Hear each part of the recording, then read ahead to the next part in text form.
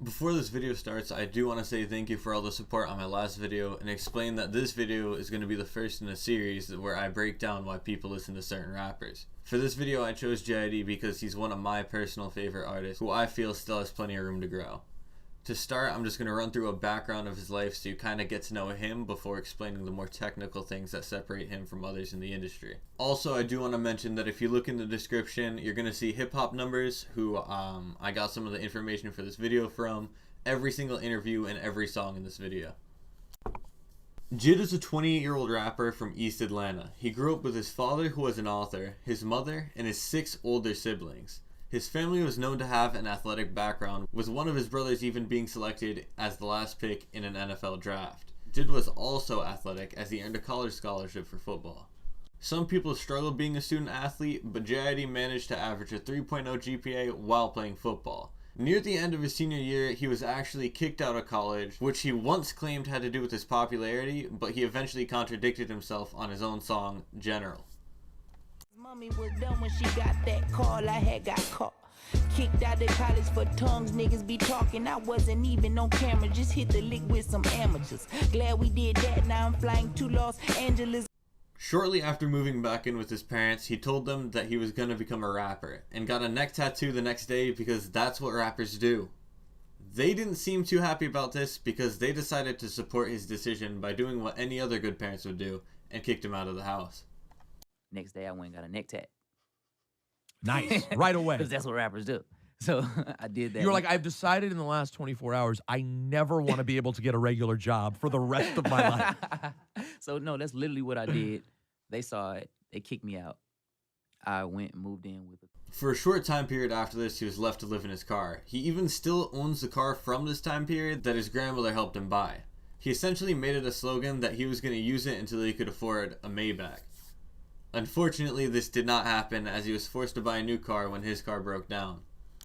Oh, this the Maybach. Nah, I was playing. It's my car, my Pontiac and shit. Had this shit for a minute.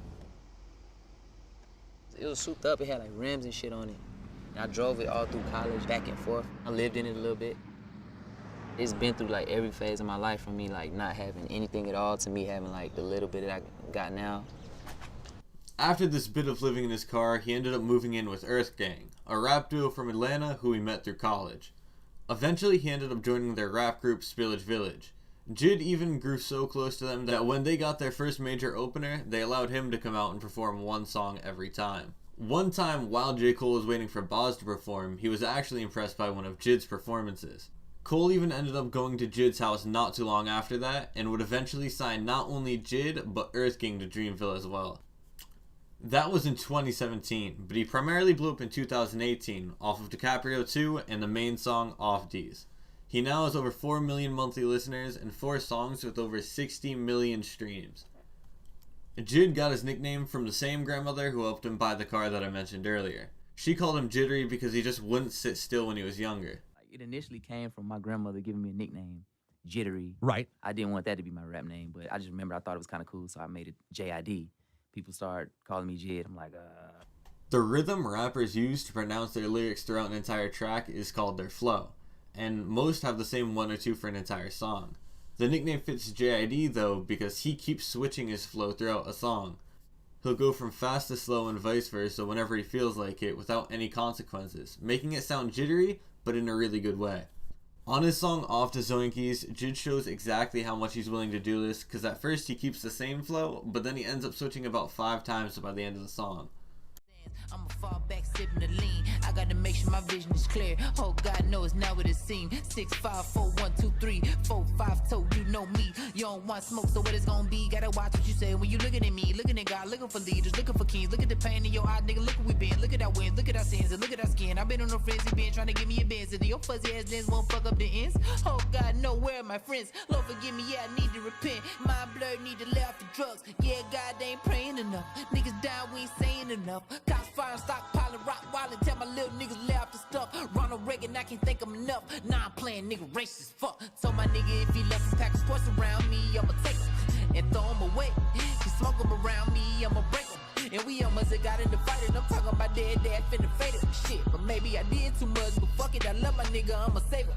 And he probably thinking I'm a player hater, I don't hate a player, I just So wake up and take a real good look. We a long way from Decatur. Long days still ahead of us. Wrong days still scared of us. I'm just working my incredible. Stick my dick in the inevitable. So fuck whatever happened. Fucking cinematic scenes of the father. I'm a fucking addict. Understand addiction, so I'm sympathetic. But I know that I gotta be strong. I ain't trying to be where I don't belong. Little syrup sipping out of a phone. Little powder put the pot in the bone. I ain't tripping, I ain't saying it's wrong. But it's some other shit we could be on.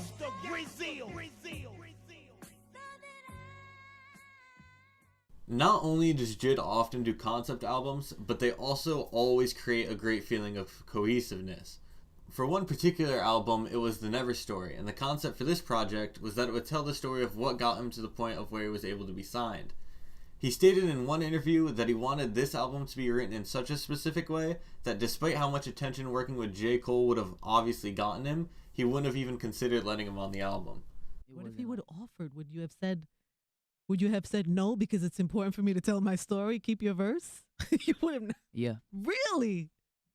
Yeah. Really? I'm 100%. It just wasn't where I was at, bro. Right. I was really in a dark ass place making this project, bro. Like, and they came along on the tail end of me already having like hundreds. So you would have of songs stuck to that. You'd have been. Like, I would have stuck to that, yeah. and I wouldn't have like denied him a verse. Like we definitely would have worked on something or worked on Right. something. Like I'm not saying we haven't. Right. You know what I'm saying? But In the stash. not for this, not for the Never Story. Yeah. Nah, that was all. You need to hear me.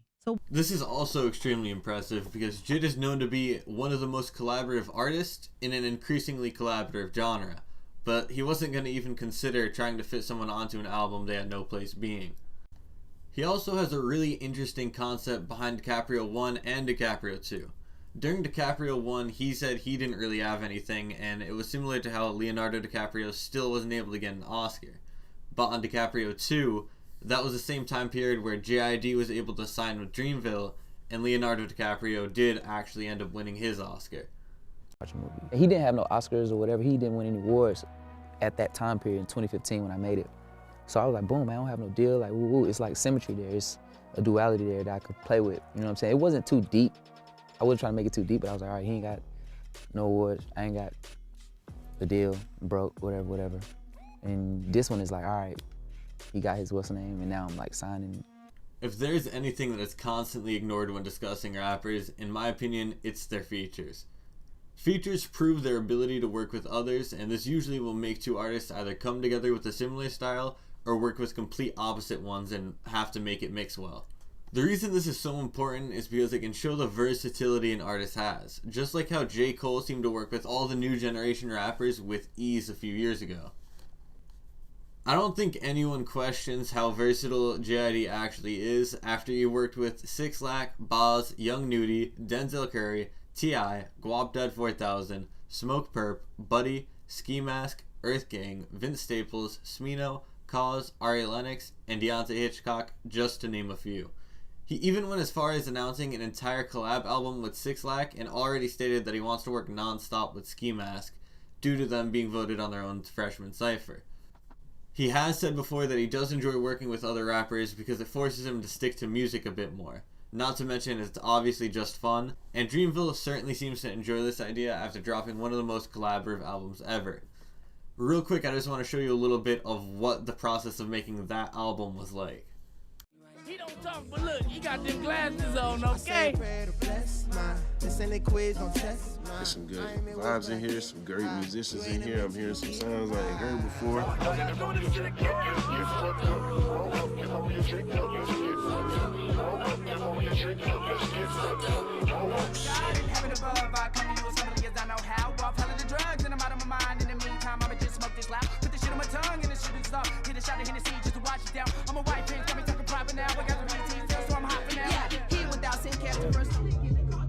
We just started this shit. Niggas just walked in and just started doing this shit.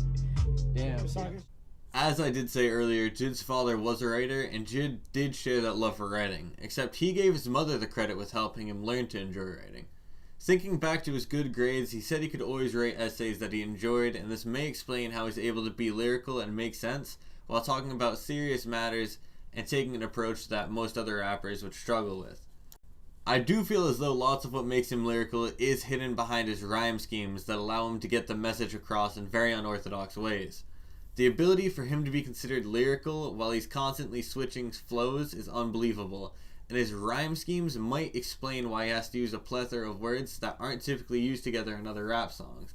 A fantastic example of one of these rhyme schemes is on his song Westbrook.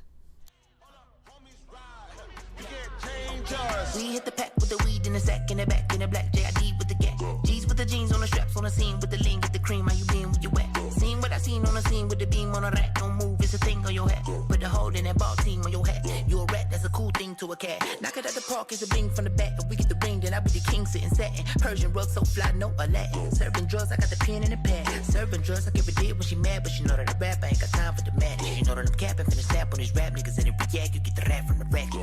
I done came up. Put your chains up. JID has a very unique voice that gets him unfairly compared to Kendrick Lamar, with some even saying that JID is better than Kendrick Lamar.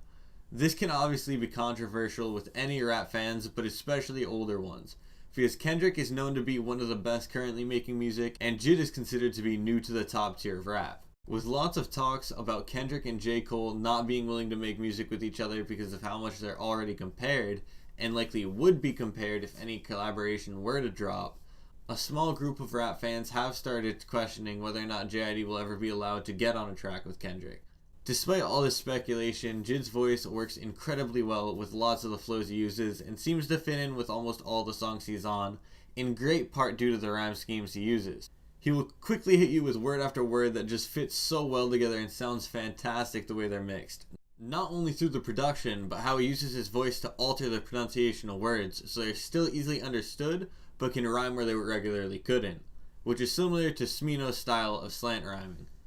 One of my favorite things to do is slant rhyme. It was part of the culture, but like, I've learned that it's called slant rhyming in school, like just regular ass class. You say shit a certain way, you can rhyme it with anything, and that's why I fuck with rap. Before I do end the video, I will give you guys a list of 5 songs that you guys can check out just to show an example of some of the things that I mentioned throughout this video. Also, if you liked, enjoy the video and leave a comment letting me know if I missed anything or who you'd like to see next. The first song I recommend checking out is Ladies, Ladies, Ladies featuring JID and T.I. This shows JID's versatility, and it's definitely unlike any song he has ever made before. I had a yellow girl, call her Dandelion. She be penniless, so no penny line. She from Campbellton, off the county line. Steady hands, never let her count the bands though. The next song I have is a song that blew him up, off Deez. It shows his rhyme schemes, versatility, and flow very well. Itty bitty bitch, niggas in the city with it, pull up with a stick, dirty with a dick. So you in a minute, nigga, put you in some man. Anybody get it, nigga, anybody get. Shot to the top, nigga, popping the shit. Got the drop on your crib in the spot you live. You talking the shit, nigga, stop it. I'm a god. Next I have 151 Rum. I think this literally displays everything on the list and is one of JID's best songs, possibly even better than Off Deez.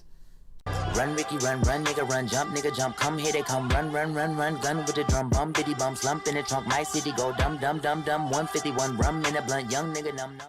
Next up, I have Costa Rica featuring By JID and quite a few other people. This shows off his versatility, rhyme scheme, and flow. Top of the morning and anybody who thought it was By JID, I'm like a Jedi, mind tricks live inside of your head. I devilish red eyes, never been on a red eye, a Jedi be high forget. Shorty said I be wildin' and trippin' when I'm on a lick. Score a penny or 20 up down. Next, we have Skrawberries featuring BJ, the Chicago Kid, and this just shows off JID's lyrics, flow, and versatility. I mean, shorty had relations that we never could speak about. You get mad, I'm mad, we sleep it out. And then she had a man who used to beat her, so she told me she wanted out. Got a couple abortions, now that pussy's a haunted house. As one bonus song, I'm just going to put Wells Fargo, because this is just a song that was clearly made for fun and is actually fantastic.